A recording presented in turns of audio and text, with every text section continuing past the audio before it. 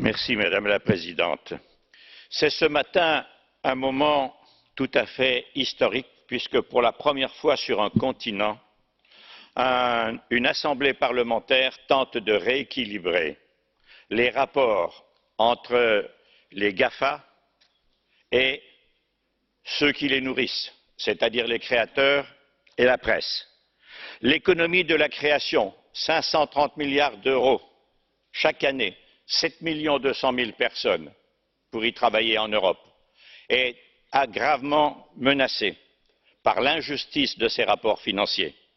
Mais il y a au moins aussi grave, si ce n'est plus immédiatement dangereux, l'économie de la presse est en train de s'effondrer par morceaux et jusqu'à présent personne ne sait y remédier.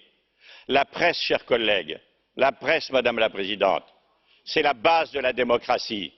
Quand il n'y aura plus de presse libre, quand il n'y aura aucun journaliste dans Google, dans Wikipédia, dans YouTube, ni ailleurs, vous n'aurez plus d'informations. Vous aurez des passions et des rumeurs comme celles que nous venons de subir depuis un certain nombre de mois. Ce texte, c'est la seule chance pour les créateurs et les entreprises de presse et les journalistes européens de rééquilibrer en leur faveur et, je dirais, de protéger leur avenir.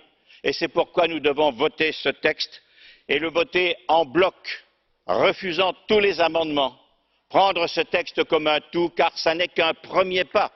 Il en faudra d'autres pour rééquilibrer cette affaire.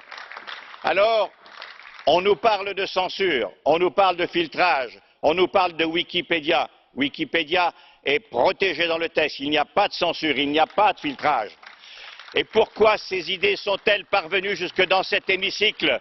Parce que pour la première fois en 15 ans de mandat où je suis ici, nous avons été bombardés comme de vulgaires prisonniers politiques, intellectuels, culturels, par des mastodontes financiers qui vont prendre la totalité de nos activités.